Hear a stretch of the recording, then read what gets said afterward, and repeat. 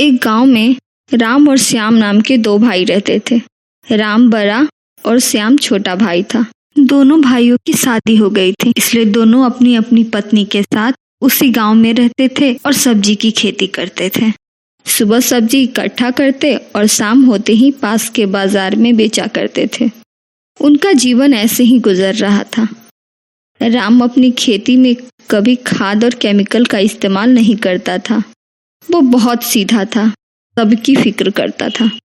वो सोचता, अगर मैं खाद और केमिकल डालकर सब्जी उगाऊंगा तो वो सब्जियां बहुत पौष्टिक नहीं होगी, उस सब्जी की गुणवत्ता खत्म हो जाएगी और शरीर को उतना फायदा नहीं होगा जितना होना चाहिए। यही सोचकर वो बिना केमिकल वाली खेती करता था। उधर श्याम बहुत लालची स्वभाव का था। वो बस अपने बारे में सोचता था। ज्यादा से ज्यादा खाद और केमिकल का इस्तेमाल करता ताकि पैदावार भी ज्यादा हो और ढेर सारे पैसे आए। राम के खेतों की पैदावार कम होने के कारण पैसे भी कम आते और श्याम के खेतों की पैदावार ज्यादा होने के कारण ढेर सारे पैसे कमाता था। और इस वजह से श्याम के परिवार का जीवन मजे में कटने लगा। उसकी पत्नी बहुत खुश थी, रोज नई नई साड़ियाँ पहनती थी। उधर राम को पैसे की कमी होने लगी। उसकी पत्नी के हाथ में पैसे ही नहीं होते थे, जिसके वजह से वो कुछ भी नया नहीं खरीद पाती थी। यह सब देखकर एक दिन राम की पत्नी बोली, तुम दोनों भाई सब्जी की खेती करते हो, लेकिन तुम्हारी सब्जियां इतनी कम क्यों होती? तुम भी ज्यादा खाद का इस्तेमाल क्यों नहीं करते, जिससे और अधिक लाभ होता हमें?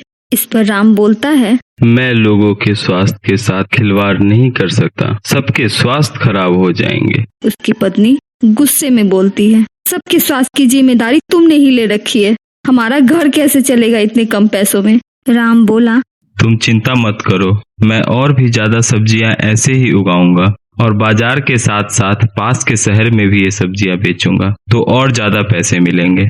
राम की पत्नी गुस्से में बोली, जो करना है करो। इतना कहकर वो वहाँ से चली गई। राम भी वहाँ से चला गया और वो अब पहले से और भी ज्यादा मेहनत करने लगा। अब वो शाम को सारी सब्जियां इकट्ठा करता और सुबह सुबह शहर जाकर बेचता और जो कुछ भी बच जाते वो फिर गांव के बाजार में बेच देता। शहर में इतनी ताजी और बिना खाद की सब्जी नहीं मिलती थी, इसलिए लोग राम की सब्जी ज्यादा पसंद करने लगे। राम के दुकान की सब्जी खाकर लोगों का स्वास्थ्य भी अच्छा रहने लगा, इसलिए लोग दुगनी दाम देकर भी राम की सब्जी खरीदने लगे। इसी तरह राम भी ज्यादा पैसे कमाने लगा। यह सब देखकर श्याम ने सोचा, भैया के पास इतने पैसे कहाँ से आ रहे हैं? उसे लगा शायद शहर में सब्जी की ज्यादा कीमत मिल रही है, इसलिए वो भी अगले दिन से सब्जी बेचने शहर जाने लगा। लेकिन राम की दुकान में ज्यादा भीड़ होती और श्याम की दुकान में बहुत कम। धीरे धीरे श्याम के ग्राहक और भी कम होने लगे, क्योंकि वो सब्जी में ज्यादा खाद डालता था, जिससे लोगों के स्वास्थ्य खराब हो जाते थे। इस कारण से श्याम की आमदनी भी कम हो गई। ये सब देखकर श्याम की पत्नी बोली, तुम तो इतने पैसे कमाते थे, कहाँ गए तुम्हारे पैसे? इतने कम पैसों में कैसे चलाएंगे घर? कुछ करते क्यों नहीं?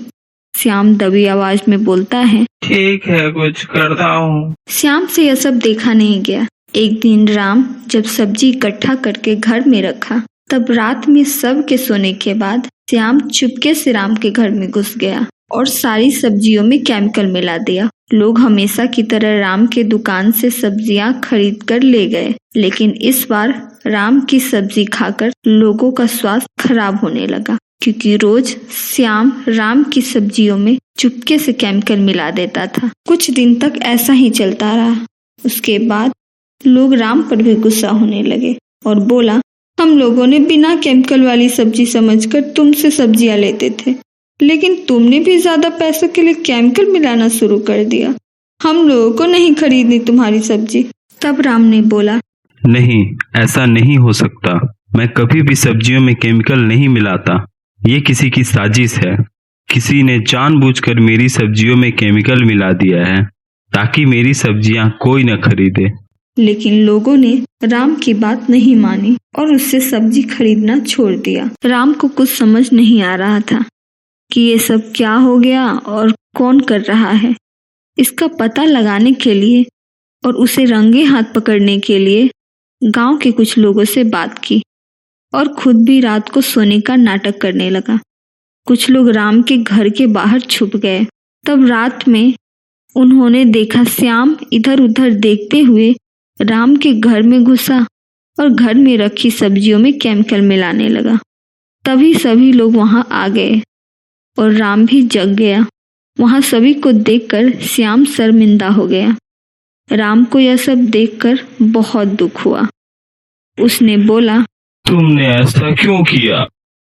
तब श्याम रोने लगा और बोला, मुझे माफ कर दो भैया, मुझसे गलती हो गई। मैंने ईर्ष्या के कारण ये सब कर दिया। आज के बाद ऐसा कभी नहीं करूँगा। और सबसे माफी भी मांगी। राम और बाकी लोगों ने भी उसे माफ कर दिया। उसके बाद श्याम भी बिना केमिकल वाली खेती कर साथ साथ दोनों शहर जाकर सब्जी बेचने लगे और खुशी से रहने लगे।